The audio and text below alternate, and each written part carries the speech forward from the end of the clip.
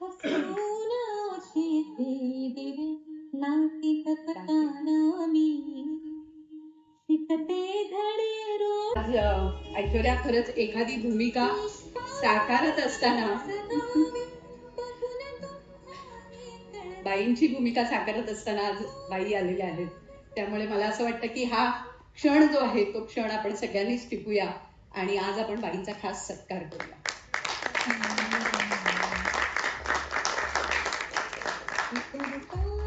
आणि बाईंचा सत्कार करत असताना सगळ्या जुन्या आठवणी बाईंच्याही मनात आहेत आणि ऐश्वर्या तुझ्याही मनात असतील. मोनिका, अंकिता,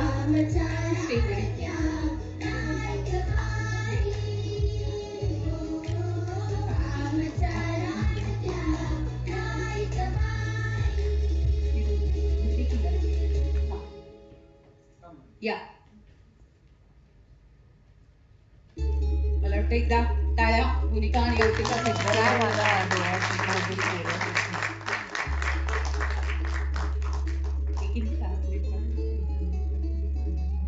गिरवुनी मायेचे अक्षर सजवते खरा पुढे मी रांगोळी कोवळ्या मना कधी शिकवते संस्कार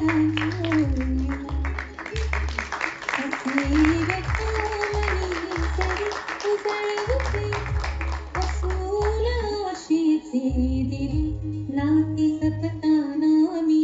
दीपाली ताईंना विचारेन की आज खरंच भरून आलंय, आपली विद्यार्थिनी इतकं यश मिळवतीये आणि मलाही भरून आलं. कारण दीपाली ताई तुम्हाला मी अनेक वर्ष ओळखते. आज डोंबिवलीत इतकं सुंदर काम दीपाली ताई गेली अनेक वर्ष करतायत. आज दीपाली ताई शाळेतली पल्लू कशी होती हो? पल्लू म्हणजे ऐश्वर्याचं माहेरचं नाव. हो खरंच आहे. म्हणजे ऐश्वर्या पल्लवी ते ऐश्वर्या नारकर हा जो प्रवास आहे तो जवळून अनुभवलाय. एक तर काय की आमचं थोडं कौटुंबिक नातं पण आहे. म्हणजे माझ्या घराजवळच ऐश्वर्या राहायची आणि खूप लहानपणापासून स्वामी विवेकानंद डोंबिवलीमध्ये जी शाळा आहे तर त्या शाळेमध्ये पल्लू माझी शिकलेली 10वी पर्यंत. आणि काय तिचे गुण सांगू हो, म्हणजे माझी नाही सगळ्याच शिक्षकांची ती लाडकी होती. एक तर तिचं अक्षर खूप छान, त्याच्यामुळं शाळेमध्ये जे फलक लेखन असायचं ते कायम आमच्या पल्लूकडे असायचं, अगदी कायमच. त्यानंतर इतर कल्चरल ऍक्टिव्हिटीज त्याची जे शिक्षणापेक्षा शिकवण्यापेक्षा त्याची जास्त आवड. त्याच्यामुळे त्या निमित्तानं अनेक ठिकाणी आम्ही स्पर्धांना, म्हणजे आता थोड्या संस्था तशा कमी झाल्यात पण पूर्वी लिटिल थिएटर आपल्या सगळ्यांना माहितीये, बालरंगभूमी म्हणजे सुधाताई करवरकरांच्या हस्ते माझ्या पल्याने खूप बक्षिसं घेतलेली आहेत. तर लिटिल थिएटर, अटकमटक मुलुंड म्हणून संस्था होती, रवी किरण अजूनही आहे. आणि तिची संस्था कलाश्री कला संस्कार जी 44 वर्ष अजूनही डोंबिवलीत काम करते. मुलांसाठी बालनाट्य स्पर्धा आणि अनेक ऍक्टिव्हिटीज आम्ही अजूनही घेतोय आणि त्याचा ती एक घटक आहे. आणि अशातून ती घडत गेली आणि शाळेमध्ये सुद्धा अनेक ठिकाणी आम्ही बालनाट्य स्पर्धांना न्यायचो आणि जिथं स्पर्धांना आम्ही घेऊन जाऊ तिथं तिचं अभिनयाचं तेव्हापासून, म्हणजे असं आपण म्हणतो की मुलाचे पाय पाळण्यात दिसतात, तसंच शालेय वयापासून तिचे अभिनयाचे गुण हे नक्कीच उजेडात आलेले होते. अनेक ठिकाणी तिला बक्षिसं. आणि आता सुद्धा आमच्या डोंबिवलीमध्ये खूप मोठ्या स्पर्धा असतात लायन्स क्लबच्या, तर तिथे तर ती कायमच वैयक्तिक अभिनयामध्ये, आता उद्याच त्या स्पर्धा आहेत आणि त्या निमित्तानं तिची आठवण सतत डोंबिवलीकर काढतात. त्या ठिकाणी नेहमी तिचा उल्लेख केला जातो, कारण पहिला नंबर हुकमी तिचाच असायचा अभिनयामध्ये, नंतर मग बाकीचे दुसरे तिसरे. तर असं लहानपणापासूनच म्हणजे ते बाळकडू घरातूनच तिला, म्हणजे आई तिची तर उत्कृष्ट कलाकार आहेच, भले ती प्रकाशक नसेल पण म्हणजे बॅकस्टेज खूप छान. तर लहानपणीच तिचे गुण जे होते अभिनयाचे ते आमच्या सगळ्यांच्या लक्षात, म्हणजे शिक्षकांच्या आले आणि अनेक ठिकाणी आम्ही स्पर्धांना घेऊन जात होतो. तर अशा माध्यमातून ती घडत आणि खरंच म्हणजे खूपच गुणी. आणि आपण असं म्हणतो की विद्या विनयाने शोधते, तशी कला देखील विनयाने शोधते. तर तो विनय देखील माझ्या पल्लूकडे आहे. अजूनही तिचे पाय जमिनीवर आहेत. तर अशी ही माझी गुणी, माझी मानस कन्याच मी म्हणते. सगळे डोंबिवलीकर म्हणतात की तुमची मानस कन्या, आणि मला खूप अभिमान वाटतो की हो खरंच ती माझी मानस कन्या. मला खूप आनंद होतो असं जेव्हा सगळे म्हणतात तेव्हा. तर आणि काय बऱ्याच आठवणी आहेत. एक खूप छान आम्ही हुतात्मा म्हणून एक छान नाटक स्वातंत्र्य सैनिकावरचं बसवलेलं होतं आणि स्वातंत्र्य सैनिकाची भूमिका तिची होती त्यामध्ये आणि शेवटचा तो म्हणजे एक असा ट्रॅजिक सीन असायचा आणि त्या सीन मध्ये ती इतकी रडायची खरी खरी रडायची आणि त्याच्यामुळं आम्ही सगळे विंगेत तयारच असायचो की हा सीन संपला की पलूला सांभाळायचा आपण. की तो सीन संपला की तिला आम्ही बाजूला घ्यायचो विंगेतनं आणि मग तिला शांत करायचं. आणखीन एक मला चांगली आठवण आहे की केल्याने हो तयारी तुला चांगलं तिचं हे खऱ्या अर्थानं पहिलं नाटक होतं बालनाट्य. ज्योतिराव कदम म्हणून त्यावेळेचे लेखक खूप छान नाटकं ते लिहायचे. तर त्या नाटकामध्ये मराठी म्हणजे विषयांचं भांडण होतं. ते सगळ्या विषय आपापसात भांडतायत हा तो नाटकाचा विषय होता. तर त्या नाटकामध्ये मराठी या विषयाची आणि खूप म्हणजे मी ज्ञानेशाची बोली मी माये मराठी म्हणजे अजूनही माझ्या 81 सालचं ते हे नाटक होतं. तर त्यावेळी अजूनही माझ्या लक्षात आहे. तर ती इतकी सुंदर पद्धतीनं ती अभिनय त्या ठिकाणी म्हणजे गाणं म्हणून करायची की तो अभिनय आणि अनेक अनेक बक्षिसं तिनं त्या ठिकाणी मिळवलेली आहेत.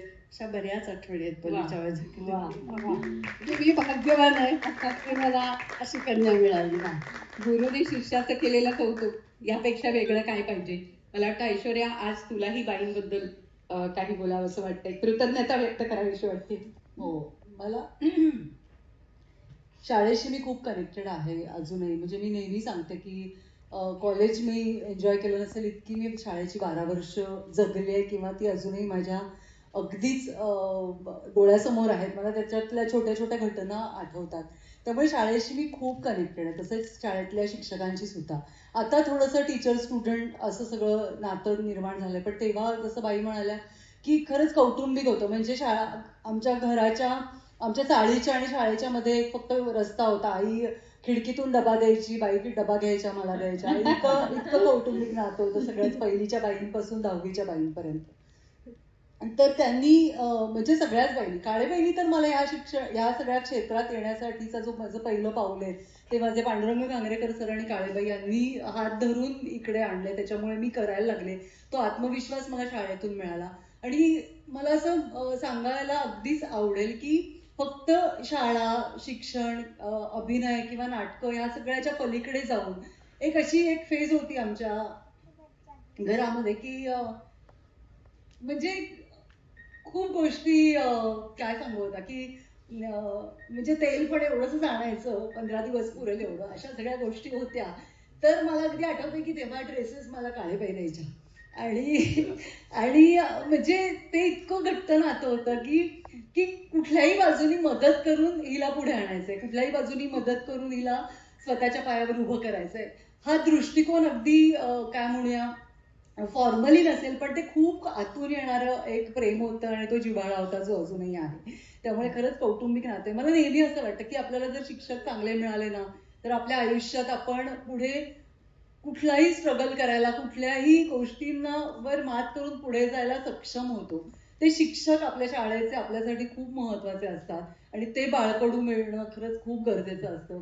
आणि त्यांनी आपल्याला हात धरून पुढे नेलेलं असतं आणि ती वाट आपण नक्कीच पुढेपर्यंत घेऊन जातो. तर शिक्षक मला आयुष्यात खूप महत्वाचे वाटतात आणि जे मला काळेबाईंच्या रूपाने आणि अनेक माझ्या शिक्षिका आहेत त्या सगळ्याच माझ्या बरोबर अजूनही आहेत. तर या खरंच खूप वेगळ्या आठवणी आहेत आणि वेगळेच संस्कार आहेत की जे अजून माझ्या मनात घट्ट आहेत. वा वा, त्याच्यात ती बाईंचीच गोष्ट आहे म्हणून आज सांगावीशी वाटते. त्यांच्या एक बाई होत्या, हुजूर पागात शिकायला होत्या स्मिताताई, आणि त्यांच्या एक बाई होत्या त्यांना ना म्हणता येत नसे. तर स्मिताताई बॅक बेंचर. एक दिवस असं झालं की मागच्या बाकावर त्या बसलेल्या होत्या आणि त्यांच्या मागे एक अष्टविनायक असलेले एक कॅलेंडर. वारा आला, कॅलेंडर खाली पडलं. तर बाई म्हणाल्या, गोविलकर काय झालं? स्मिताताईंचं माहेरचं नाव गोविलकर. गोविलकर काय झालं? स्मिताताई म्हणाल्या, काही नाही बाई, अष्टविनायक नट्ट झाला.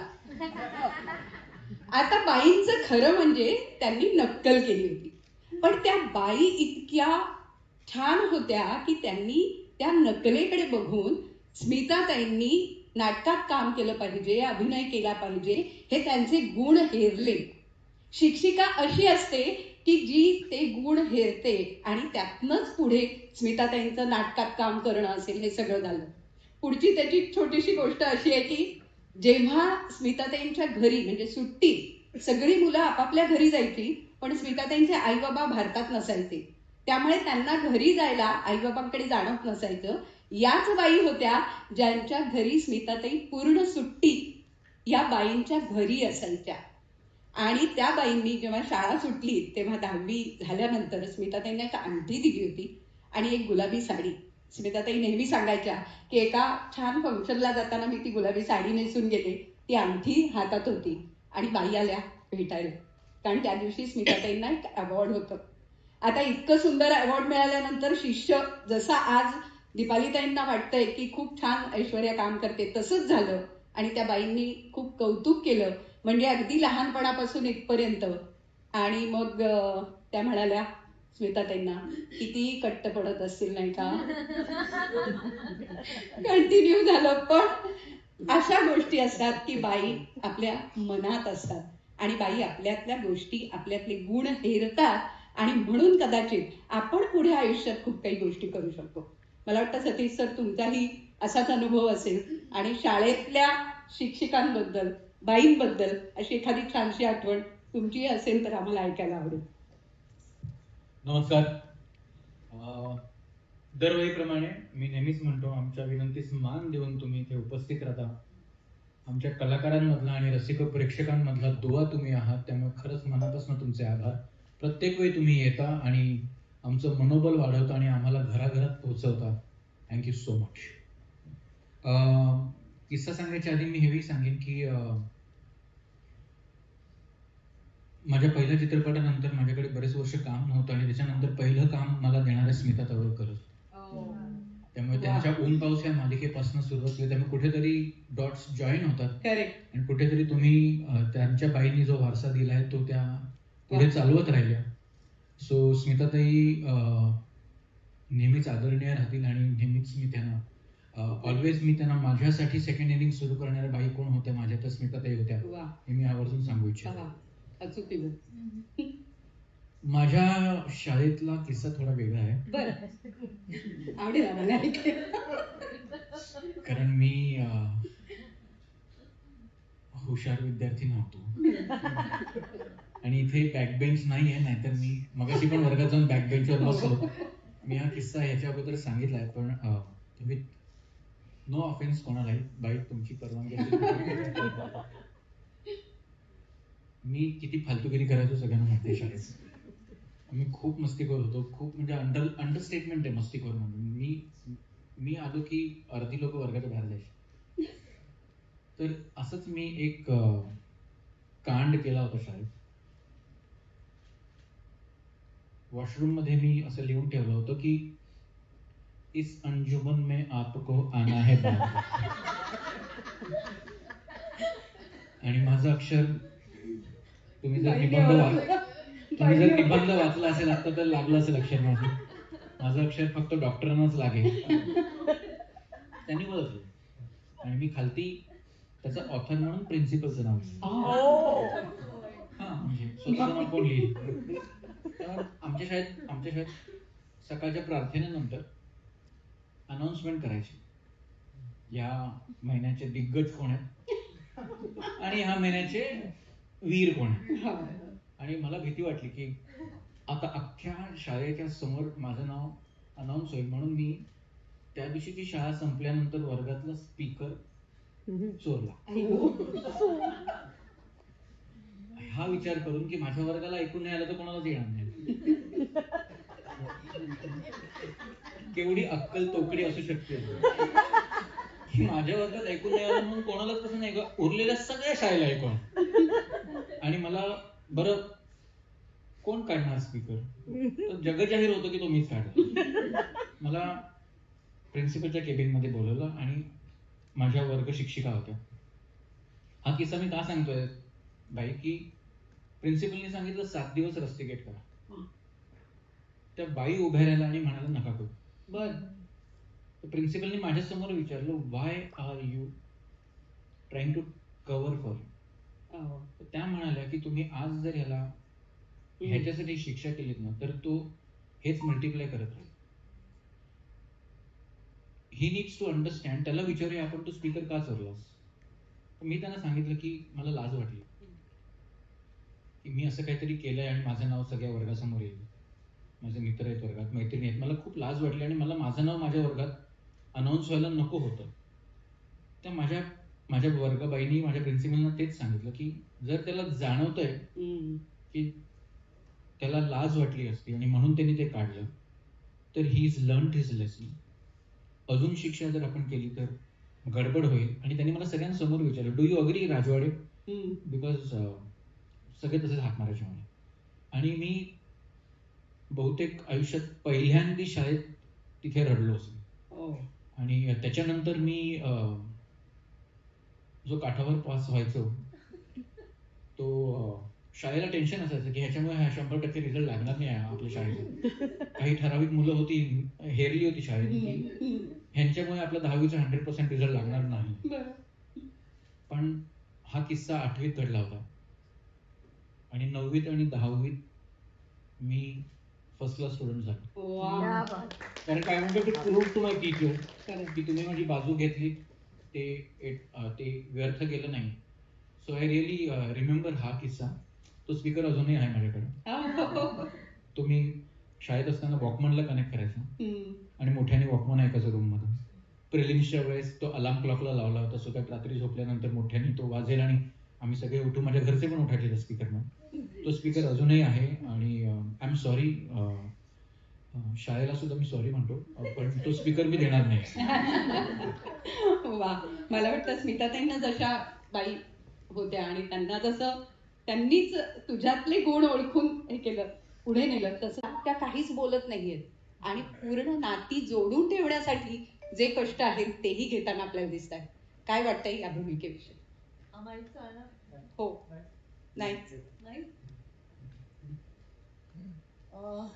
तुम्ही प्रोमोत बघितलंच आहे. नाईकबाई म्हणजे शारदा जी आहे ती खरंच असं सगळं कुटुंब, जसं तिचं शाळेचं एक कुटुंब आहे तसं तिचं घरचं आहे. रादर उलट बोलायला हवं, पण शाळा ही शारदाच्या खूप जवळ आहे. तर त्या सगळ्या कुटुंबाला पुढे नेणारी, पुढे घेऊन जाणारी अशी ती आहे. अर्थात आता या कुटुंबामध्ये वेगवेगळ्या स्वभावाची माणसं आहेत आणि ती वेगवेगळ्या स्वभावाची आपल्याला जरी वाटत असेल की अरे इतकी हार्श काय, इतकी अशी, पण त्यांची त्यांची गोष्ट आहे, त्यांचे त्यांचे काही मतं आहेत किंवा त्यांच्या त्यांच्या बाबतीत त्यांनी काही एक गृहीत धरलेल्या आहेत गोष्टी आणि त्या पद्धतीत ती रिॲक्ट होतात. म्हणजे कदाचित आपल्याला त्यांची बाजू कळल्यावर वाटेल की अच्छा हो असं होतं का तुमच्या मनात, पण हे असं खरं तर नव्हतं. तर ती त्यांच्या बाजूने ती बरोबरच आहे त्यांच्या दृष्टीने आपण बघितलं तर. मग अशा वेळेला शारदाचं असं म्हणणं असतं की अरेला कार्य करून नाती तुटूच शकतात, त्याला काही वेळ नाही लागत, पण त्यांनी काही साध्य होत नाही. पण आपण जर आपल्या लिमिट पर्यंत समोरच्याला समजून घेतलं, एक माणूस म्हणून माणसाला समजून घेतलं आणि पुढे जात राहिलो तर कुटुंब व्यवस्था टिकेल, ते कुटुंब शांत राहील आणि त्यांची त्यांची एकमेकांबरोबर नात्यातली जी देवाणघेवाण आहे ती सुरू राहील आणि एक छान नाईक फॅमिली अशी एक अस्तित्वात राहील. जर अरेला कार्य केलं, अरे यांचं मला पटत नाहीये, त्यांचं मला पटत नाहीये म्हणून मी रिॲक्ट होत राहिली शारदा, तर मग कशातच कुठलंच समाधान मिळणार नाही. कदाचित आता 10 वेळा ओरडा खाल्ल्यानंतर एकदा तिच्याबद्दल सॉफ्ट कॉर्नर असेल तो मिळाला तर त्याच्यातलं तरी समाधान तिला मिळेल. पण जर नुसतंच भांडाभांडी वादावादी होत राहिली, त्यांना आपण रिॲक्ट करत गेलो तर ते होणार नाही असं समजून चालणारी ही शारदा आहे. म्हणजे तिला असं वाटत असतं की जितकं माझ्याच्याने शक्य होईल, जितकं मला करता येईल तितकं मी करणार आहे या घरासाठी आणि मला करायचं आहे. आणि ते जबरदस्तीने नाही, ते तिला मनापासून वाटतंय की मला नानीसाठी काहीतरी केलंच पाहिजे. कारण त्यांच्या घरात त्यांनी आपल्याला राहू दिलंय, त्यांच्या घरात तिच्या नावावर असेल घर पण ती आपल्याला राहू देते आणि तिचा स्वभाव तसा आहे.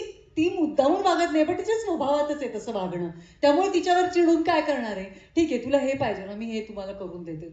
आणि तिने समजून घेतलंच आहे माझ्या लग्नापासून, असं शारदाचं म्हणणं आहे. आणि हेमंतच्या बाबतीत म्हणाल तर हेमंतला त्याचे काहीतरी व्याप आहेत त्याच्या डोक्यात, त्यामुळे तो त्याच्या व्यापातली त्याची लिंक तुटली, माझ्यामुळे तुटली, चहा घ्या अमुक करा की तो चिडतो, तो त्रासतो की अरे थांब जरा, मला माझ्या डोक्यात एक गोष्ट आहे, ती चांगली आहे वाईट आहे, योग्य अयोग्य हा वेगळा मुद्दा आहे, पण ती शारदामुळे कुठेतरी डिस्टर्ब होते आणि त्याला असं वाटत राहतं की अरे थांब ना, तू मध्ये मध्ये करू नको, किंवा तू त्याच्या अपेक्षेप्रमाणे शारदाचं नाही वागली तर त्याची चिडचिड होते. त्याचा ऑफकोर्स मुलगा म्हणून सॉफ्ट कॉर्नर आईसाठी आहेच, आणि आई त्याच्या जास्त जवळ आहे कारण ती आई आहे शेवटी. त्यामुळे बायकोवर चिडचिड होणं, आणि मग शारदाचं म्हणणं असतं की ठीक आहे, हक्काचा माणूस असतं त्याच्यावरच चिडचिड होते, जर आपलं प्रेम असेल तरच आपली चिडचिड होते, आणि आपण आपला जो राग असतो, जे आपलं म्हणणं असतं ते आपल्या माणसावर आपण काढू शकतो. तर अशी सगळी एकमेकांमध्ये गुंफलेली नाती आहेत. माझी मुलं आहेत, तर त्यांच्याबरोबरची समीकरण तर आणखीनच वेगळी आहेत. पण हीच तर गंमत आहे ना, म्हणजे सगळेच जर सलग आणि त्यामुळे सपक दृष्टीने एकमेकांबरोबर रिॲक्ट होत राहिले तर त्यातली त्या नात्यातली गंमत नाही येणार, ती जगण्यातली गंमत नाही येणार. कुठेतरी वरखाली आहे म्हणून ती गंमत आहे, असं हे नाईक फॅमिलीतलं शारदाचं म्हणणं आहे, आणि त्यामुळे ती तशी वागते. बरोबर. वा, मला वाटतं शारदा नेमकी कशी आहे ती आम्हाला तुझ्याकडनं उलगडली. पण इतकी समंजस बायको आहे तर जरा नाही थोडंसं कर वाजलं तर चालणार नाही का नवऱ्याने? म्हणजे इतकी समंजस बायको आहे, इतकं छान म्हणते की काहीतरी लिंक लागलेली असते आणि मग मी कशाला डिस्टर्ब करू वगैरे वगैरे, तर मग जरा म्हणजे मुळातच ना, हे जे कॅरेक्टर आहे हेमंत, हा माणूसच नालायक आहे. म्हणजे एवढी छान बायको आहे, सगळं समजून घेते, सगळं करते, तरी ह्याच्या डोक्यात काही व्याप नाहीये, त्याचे धंदेच वेगळे आहेत. ते कॅरेक्टर सांगितलं ना, लोकांपुढे तरी आपली इज्जत नको निघायला. बघा पुन्हा एकदा सावरून घेतलं बायकोने. हा, बायको ती नेहमीच सावरते सगळ्याच बाबतीत. पण मला असं वाटतं की हे कॅरेक्टर करताना ना मला जाम त्रास होतोय, कारण मुळात तसा नाहीये मी, असं मला वाटतं. म्हणजे सॉफ्ट आहे मी थोडा, पण इथे म्हणजे हिला मी म्हणजे का एवढं सहन करते ही, तर कारण हा नवरा ना नालायकच आहे, याला नसते धंदे आहेत, हा जुगार खेळतो, हा दारू पितो, आणि मी हे केलं नाही, दारू प्यायलो आता पित नाही, पण मला माहिती आहे ते काय होतं आणि कसं होतं. आणि माझ्या बायकोनी मला घरी असंच सांभाळून घेतलेलं आहे. आता टेम्पर खूप खाली आलंय, खूप काही गोष्टी झाल्यानंतर, तर तसंच मला वाटते. पण हा निकम्मा आहे, हा काहीही करत नाही, बायकोच्या जीवावर जगतोय, आणि स्वतःच्या घरात आईच्या घरात राहतोय, काहीच करत नाही, पैसे लंपास करतो, मुलांचेही पैसे लंपास करतो, सगळे ही जेवढी काटकसर करते ते सगळ्या गोष्टीची वाट लावायला हा जन्माला आलेला आहे, असंच मला वाटतं. आणि ती खूप समजून घेते, जशी म्हणजे हे मी शारदाबद्दल म्हणतोय, ऐश्वर्याबद्दल नाही. आणि पण कसं आहे, त्याला खूप शेड्स आहे या रोलला, मला मजा येते करायला. म्हणजे जे आपण नाही आहोत ते करायला जेव्हा मिळतं तर त्यातनं, आणि ते कंट्रोल करायला आमचा केदार आहेच. मग डिरेक्टरच ऍक्टर शेवटी, तो जे सांगेल ते. आणि माझा मित्र आहे ज्यांनी मला ही संधी दिली आहे, सतीशने, आणि बाकी सगळे जे, तर ते सांगत असतात. आणि मला सगळ्यांना आर्टिस्टना ऑब्झर्व करून त्यांच्याकडनं शिकायला खूप आवडतं. मला मजा येते ऐश्वर्या बरोबर काम करायला किंवा नानी बरोबर आमच्या काम करायला. सगळेच इकडे सगळे टॅलेंटेड लोक आहेत, तर डे बाय डे मी शिकतोय, शिकवणी चालू आहे माझी, and I am enjoying the whole thing. म्हणजे नाईबाईंच्या परीक्षेत पास होणार का असं आता ते मी नाही ना ठरवू शकत, आता ते लेखक आणि ते काय, हा ते काय ठरवतील, काय होतं ते बघूया. पण खरंच नानी इतकी खाष्ट आहे का? शीतलताई काय सांगणार? नानी खाष्ट आहे पण दुष्ट नाही. वा, हे महत्वाचं आहे की कारवाया करत नाही, ती तोंडावर बोलते, जे काही असेल ते तोंडावर. तिला वाटेल तशी बोलते, ती तिच्या माहेरावरून बोलते, जसा इतर सासू बोलतात काही काही जुन्या, आताच्या जुन्या, तर तशी नानी आहे. नालायक मुलगा जरी असला तरी कसं असतं, आपलं वाया गेलेलं पोर असतं ना, ते आपल्याला जास्त जवळचं वाटतं, कारण त्याला सुधारायचं असतं. तसं हे आमचं लेकरू आहे. पहिली गोष्ट म्हणजे कोणत्याही कलाकाराला ना स्वतःची क्षमता सिद्ध करण्यासाठी वेगवेगळ्या भूमिका करायला आवडतात.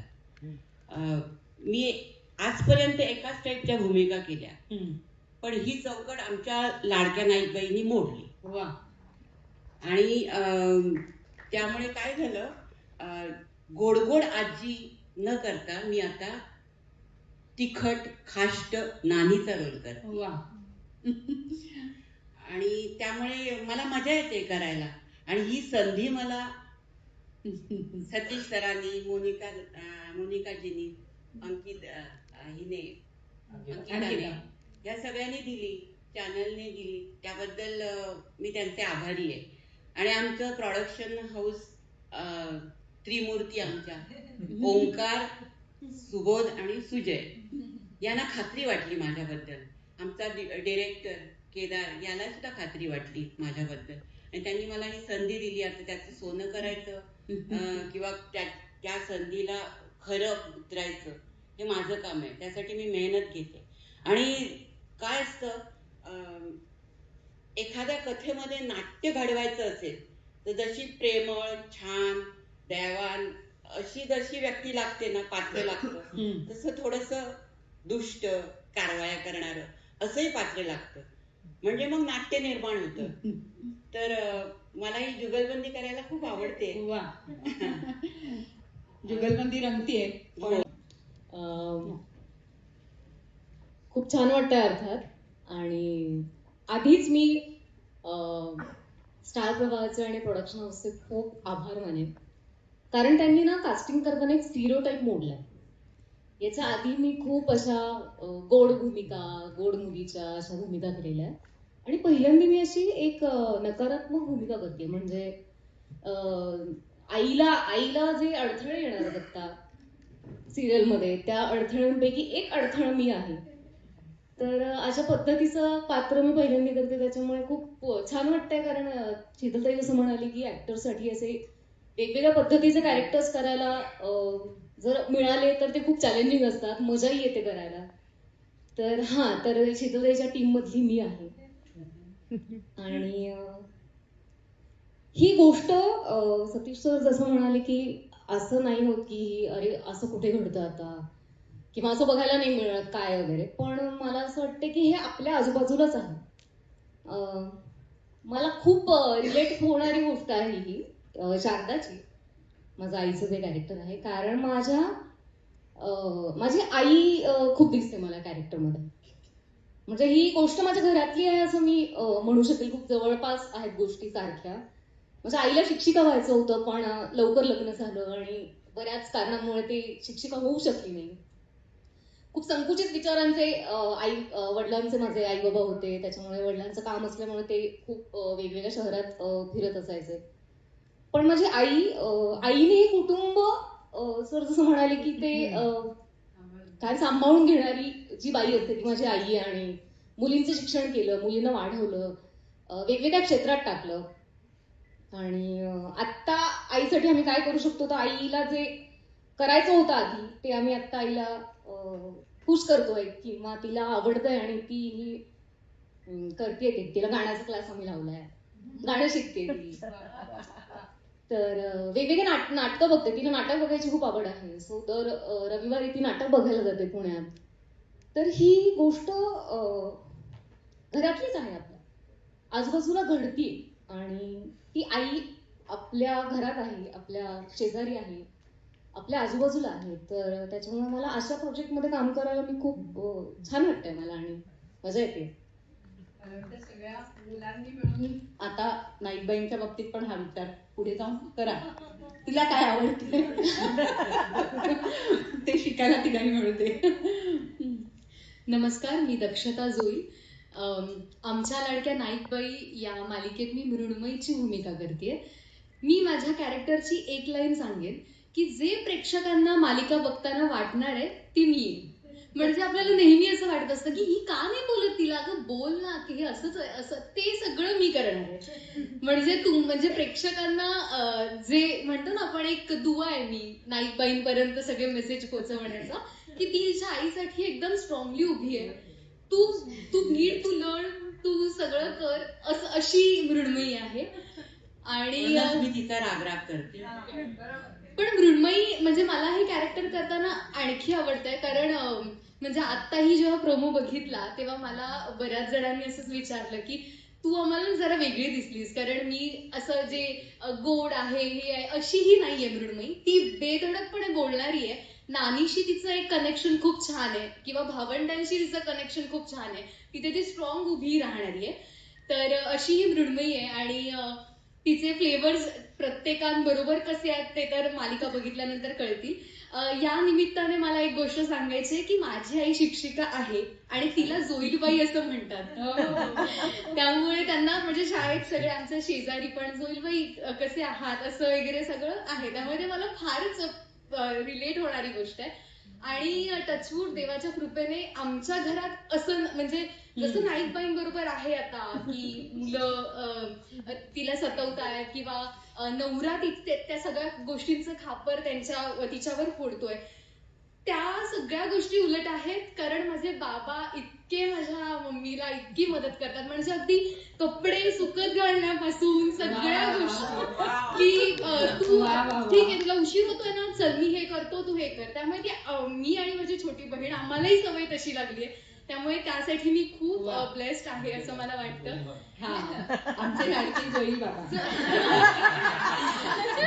लीप नंतर ते असं पण मला वाटतं सतीश सरांना मला सांगायचंय की असं बाबांवर पण एक आता मालिका येऊ दे की असे सपोर्ट करणारे बाबा आहेत काही काही घरांमध्ये. तर मला वाटतं अशी ही मालिका पुढे मागे यायला हरकत नाही. पण कसं असतं ना की ह्या सगळ्यामध्ये लाडबाई असतातच आणि मग त्या त्रास देतातच. काय म्हणणं आहे लाडबाईंचं याच्यावर? अचानक नाईकबाईंच्या घरात आमची एंट्री कशी काय झाली आम्हाला जरा प्रश्नच पडला. कारण नाईकबाईंचा परिवारच वेगळा आहे हो. आम्ही वेगळीकडे राहतोय जरा. कसं आहे आमच्या एका कामानिमित्त आम्ही या गावात आलोय आणि आमचं काम झालं की मग काय नाही शांततेत कामं करणार आम्ही. आणि शाळेशी संबंध तर येणारच आहे कारण आमच्या घरासमोरच नेमकी शाळा आहे यांची. शाळेचा आवाज आमच्या घरात येणार, शाळेतल्या मुलांचा आवाज आमच्या घरात येणार. आता काय करायचं हा नाईकबाई. नमस्कार, मी अमृता धोंगडे आणि मला खूप खूप खूप आनंद होतोय. खरं तर खूप वेगळी भूमिका आली पुन्हा एकदा करायला माझ्याकडे. आणि नाईकबाईंना खरं तर काही त्रास द्यायची गरजच नाहीये. मी स्वतः जेव्हा हा प्रोमो बघितला, दर्शना लाड हे माझ्या भूमिकेचं नाव आहे आणि दर्शनाने जेव्हा नाईकबाईंच्या समोर नाईकबाईंचं दर्शन घेतलं तेव्हा माझ्या मते एक वेगळाच अनुभव होता की इतकी चांगली बाई आहे, इतकी सुंदर बाई आहे, इतकी सगळ्यांना सांभाळून घेणारी बाई आहे. ह्या बाईला काय त्रास देऊ शकतो आपण? फार फार तर आपण वेगळ्या पद्धतीने त्रास देऊयात. मी पण लाडबाई आहे, मी पण लाड मॅडम आहे. तर त्या जर इतक्या चांगल्या वागतायत गावात तर आपला पण दरारा असलाच पाहिजे ना गावात. आणि आमचं कसं आहे, आम्ही जरा MLA रावसाहेब चांदेकर आहेत ना, त्यांची आम्ही बहीण आहे. अच्छा. त्याच्यासाठी आम्ही जरा गावात आलोय आणि आम्हाला जरा त्रास देणार असं कोण तर मग त्यांचा गाठा कसा काढायचा हे आम्हाला चांगलं माहित आहे. अगदी. मग ते गावाचं लाडकं किती पण असू दे, मग त्या लाडक्या नाईकबाई का असणार, आहे का नाही. सो असं आहे, गंमत येते, मजा येते यार. आता काही एपिसोड्स मी अजून बघितले नाहीत पण मला खूप थँक्यू म्हणायचं ऍक्च्युली स्टार प्रवाहाला सरांना थँक्स म्हणायचंय. स्टार प्रवाहाची मी नेहमी वाट बघितलीये की एक फोन येऊ दे, एकदा तरी फोन वाजू दे यार, येऊ दे फोन मला. आणि आला आणि खूप कमाल भूमिका घेऊन आम्ही म्हणजे मी येतेय परत एकदा. सगळेच भारी आहेत, लई भारी आहेत कामं करायला. खास करून मला अतुल सरांबद्दल बोलायचंय. आमच्या दोघांचे सीन जास्त झाले. बाप रे बाप, म्हणजे तुम्ही जो आणि इथे खाली जे बसलेले आहेत टीम मेंबर्स का हसलेत हे तुम्हाला नंतर समजेल जेव्हा तुम्ही एपिसोड बघा. खूप भारी झाले, त्याने खूप मजा येणार आहे प्रेक्षकांना. म्हणजे असे विषय घेऊन जर तुम्ही मालिका घेऊन येत असाल तर सर तुम्हाला काही म्हणजे सगळ्यांनाच प्रेक्षक तेवढंच डोक्यावर ठेवणार. माझ्या घरचं जे आता बाकावर मला बसवलंय म्हणून मला शाळेचा माझा पण किस्सा सांगायचा यार. सगळ्यांनी सांगितलंय, मी पण सांगणार. तर माझी शाळा पुण्याची, माझं गाव कोल्हापूर असलं तरी मी शिकले पुण्यात, रेणुका स्वरूप मेमोरियल गर्ल्स हायस्कूल. मी शाळेत मुलींच्या होते आणि जरा कसं आहे, रुबाब आपल्यात सुरुवातीपासून असल्यामुळं मी 4थी 5वी 6वी 7वी 8वी 9वी 10वी मी मॉनिटर असायची शाळेत. त्यामुळे आणि माझं अक्षर चांगलं असायचं, त्याच्यामुळे मला फळा लिहायला मिळायचा, सुविचार मी लिहायचे. आणि तो कसा लिहायचा, बरं एकदम व्यवस्थित वरती सुविचार व खाली लाईन, मग तिथे वेळापत्रक पूर्ण लिहायचं, हे सगळी जबाबदारी माझ्या. त्यामुळे जबाबदारीचं काम आमच्यावर आहेच. त्यामुळे हे यांनी ते गुण ओळखलाय, त्यामुळे मला या गावात पाठवलं त्याच्यासाठी. आणि शाळेत अतिशय मी आगाऊ होते, पण आगाऊ वेगळ्या पद्धतीने होते, कारण मला खोड्या कोण काढते ह्याच्याकडे जास्त लक्ष असायचं माझं, की जर ह्यानी खोडी काढली तर ह्याचं नाव ह्याला सांगायचं, ह्याचं नाव त्याला सांगायचं, एवढीच कामं मी केली आहेत, बाकी मी काही नाही, आणि स्वतःला सेफ ठेवायचं. आणि शाळेत असल्यापासूनच मला डान्सची खूप आवड होती. मी कथ्थक शिकली आहे. ऍक्टिंग रिलेटेड किंवा मी कुठल्याही नाट्यात किंवा नाटकात मी कधीही भाग घेतला नव्हता, पण मला आज सांगायला अतिशय आनंद होतोय की माळी मॅडम म्हणून आमच्या एक बाई होत्या, त्या बाई इतक्या चांगल्या होत्या की दरवर्षी जो आमचा शाळेचा गॅदरिंग असायचं, त्या गॅदरिंग मध्ये दरवर्षी त्या येणार माझ्या वर्गात, आणि असं आणि त्यावेळेस आमचं असं असायचं की कविता ज्या असायच्या त्या कवितांवर चाल लावून त्या गाण्यावर नाचायचं, म्हणजे शाळेतल्याच कवितांवरती, बाहेरची गाणी नाही चालणार, त्यामुळे त्या कवितांवर आम्ही नाचायचो. मग मी नेहमी शेतकऱ्यांचं असायचं आणि माझं ठरलेलं असायचं की मी पहिलाच नाचणार, म्हणजे मला साईडला बिडला नाही, मध्यभागीच मला नाचवायचं. सो हे आधीपासूनच आहे की माझ्या पुढे कोणी यायचं नाही काही रुबाब आहे, रुबाब कायम आहे. पण बघा हा म्हणता नाही बाई अशा पुढे निघून जाते. जाऊ दे, आमचा आशीर्वाद आहे त्यांना, त्यांनी चांगलंच करावं, त्यांच्या बरोबर आम्ही सुद्धा चांगलं जाऊ, गावाचं चांगलं करायला चालूय अगदी. त्यामुळे मजा येते यार, मजा येते. आणि काय आमच्या नुकताच एक छोटा प्रोमो झालेला आहे, त्याच्यात म्हणलेलं आहे की आता सगळ्यांनी नाईक बाई नाही म्हणायचं, तर आमच्या लाडक्या लाडबाई असं मी या डॅशवरती साईडवर करत असतो. आणि आमचे डिरेक्टर केदार सर यार खूप गोड व्यक्ती, आणि खूप मजा येते यार सरांबरोबर काम करायला. थँक्यू सो मच सर, तुम्ही खूप सांभाळून घेतलं मला, आणि थोडं टेन्शन आलेलं कारण पहिल्यांदा अशी एक वेगळ्या धाटणीची भूमिका मी करते, त्यात अतुल सर इतके सिनियर आर्टिस्ट, म्हणजे खूप मजा येते. मला वाटतं ही भाजी काय होईल. अरे टेन्शन मला आलं होतं, तुला काय टेन्शन आलं होतं? 2 बायका सांभाळायच्या म्हणजे खायची गोष्ट. मला वाटतं ही केमिस्ट्री आहे कलाकारांची, आणि ही कलाकारांची केमिस्ट्री तुम्हाला पडद्यावर दिसणार आहे. मी आणखी एका कुटुंबातल्या व्यक्तीला नक्कीच बोलवेन, नेहा. आणि आम्ही दोघी एकदम एक झालो. युजली सासू आणि सून काही एक नसतात, पण इथे मात्र आम्ही दोघी एक आहोत, आणि आमचं एकच ध्येय आहे, नाईकबाईंना त्रास द्यायचं. अच्छा, त्या माझ्या ओळखून आहे. हा, आणि त्या माझ्या गटात आहेत. त्याच्या मागचं कारण फक्त तुम्हाला सांगते, तुम्ही आणि कुणाला सांगू नका, की माझी मुलं जी अमेरिकेत आहेत तिथून मला पैसे येतात आणि ते थोडे पॉकेट मनी म्हणून आमच्या नानीकडे जातात. त्याच्यामुळे मी जरा नानीच्या याच्यामध्ये, नानी जरा मला फेवर करते आणि आम्ही दोघी मिळून तिला छळतो. तर खूप मजा येते मला. मी खूप खादडी दाखवली आहे त्याच्यात. माझ्यासाठी रोज प्रोडक्शन मधून चणे आणि दाण्यांची वाटी येते. अर्थात मी एकटीच हात मारत नाही. माझ्या जेव्हा म्हणजे कट झाल्यानंतर सगळेजण हे हात मारतात त्या गाण्यावर आणि शैली ह्याच्यावर, आणि मग असं वाटतं की रजनी एकटीच खाते. माझं नाव रजनी आहे. वजन वाढलंय ना पण तुझं? वजन वाढलं. काय होतं, ठाण्याहून दादरला घरी गेलं ना की घरी गेलं मला काहीतरी खायला लागतंच. मग जे काय असेल ते मी खाते, आणि एक तर आनंद असतो ना, मी शूटिंग करते, स्टार प्रवाहाचा शो करते, मग आय एम सो हॅपी. खाणार यार, मी सिरियल करते, तर मी त्या आनंदामध्ये, कारण आपल्याला काय खाताना काहीतरी खाणे वालों को खाने का बहाना चाहिए तसं मी खाते बाई. आणि मग इकडे पण सारखं मला खायला, सुरुवातीला त्यांनी काजू बदाम वगैरे आणले होते, नंतर आता फक्त चणे यायला लागले. एकाच सीन मध्ये काजू बदाम बेदाणे सगळं होतं, आणि मग आता फक्त चणे शेंगदाण्याची, आता शेंगदाणे गायब आहे सध्या, फक्त चणे आहेत. तर आता बघते मी काय करायचं ते, घरून नेते आणि मग खाईन, काय करणार. सो मला खूप मजा येते. आधी काजू बदाम होते. आधी काजू बदाम एकदा काहीतरी एकादशी होती आणि ऍक्च्युली नानीचं ते ताट भरलेलं होतं पण मी खाल्ले. तर ती म्हणजे ती मेकअप रूम पर्यंत म्हणते यार, म्हणजे कॅरेक्टर सोडून ती मला म्हणते की खादडी आहेस आणि माझं आणि तुम्ही म्हणताय सिनियर आर्टिस्ट आहे, हे बरं दिसतं. पण तुमची एकटी आहे ना, तीन एक आहे ना एकटी आहे मी देणार माझ्या उद्या शूटिंग आहे, मी तिला बदाम आणि ते सगळं तिचं तिला परत मी पण सिनियर आहे, कळलं ना. हे काय म्हणजे आणि आता फक्त चणे, व्हॉट इज दिस. आणि चॅनलचा काही संबंध मला सतीश सरांना उद्या म्हणतील चॅनल चणे देतो. मला असे प्रोड्युसर घेतले जे काजू बदाम देतात.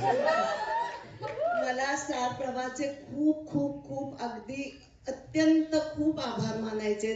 कारण मी पण ही म्हणाली तशी केव्हापासून माझा नंबर लागेल असं दोनदा मला खूप सुवर्ण संधी आली होती आणि अगदी लास्ट मिनिटला काही कारणाने मी त्या 2 सिरियल नाही करू शकले. I don't want to mention it, but मला खूप आनंद झाला, खरंच सांगते. आणि आय एम व्हेरी हॅप्पी. आणि माझ्या मुलगीला पण खूप आनंद झाला की आई चल तुला स्टार प्रभाचा शो मिळाला.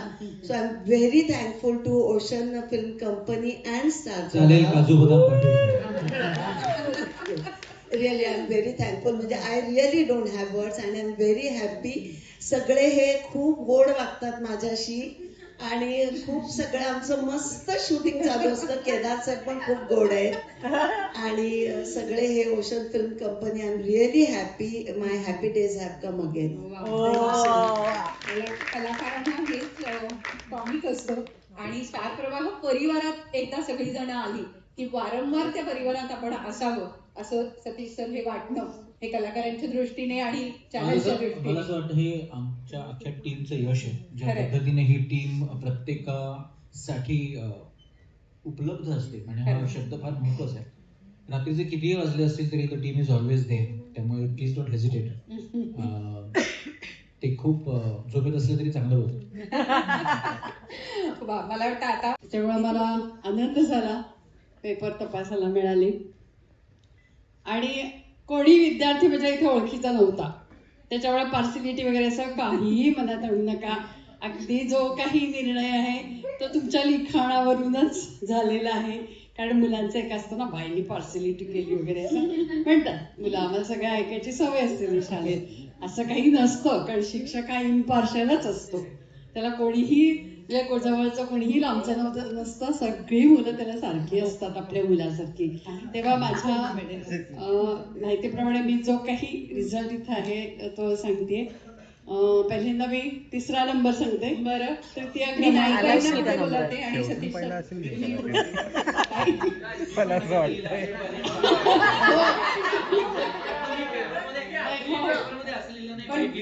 नाही, तुमचा पेपर आम्ही बाजूलाच ठेवलाय त्याच्यामुळे आम्ही तुमचा पेपर तपासला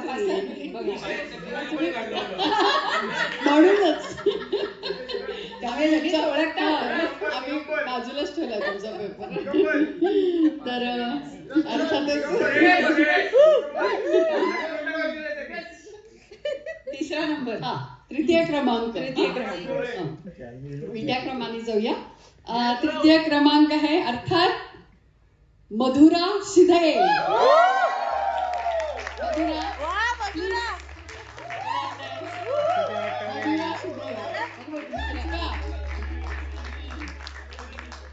पार्शलिटी केली पण डोंबिवलीचीच आहे.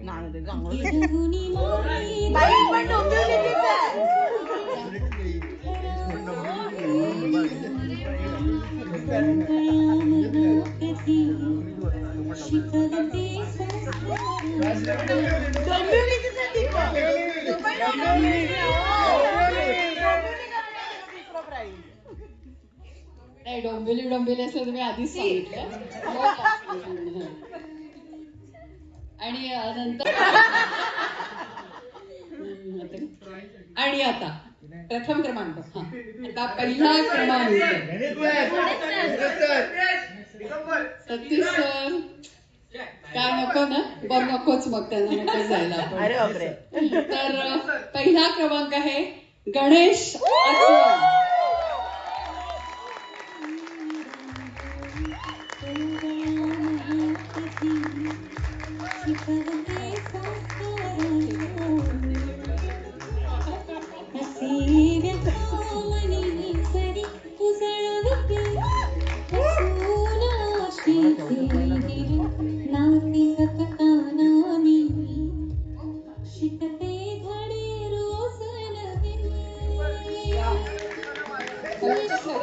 तिघांना मिळून एक फोटो कधी करायला फोटो काढला फोटोसाठी आपण सगळ्या कलाकारांनी पुढे या सगळ्या एक मिनिट कलाकारांनी बोलू शकतेस का? एक मिनिट बोलू एकच एकच मिनिट मिनिट. थँक्यू. निबंधाच्या माध्यमातून व्यक्त होता आलं आणि खूप भरून आले आज, कारण माझे बाबा माझी आई आज नाही आहेत, ते दोघे शिक्षक होते, वरून आशीर्वाद देत असतील. आणि थँक्यू. फोटोसाठी सगळ्याच कलाकारांनी पुढे या.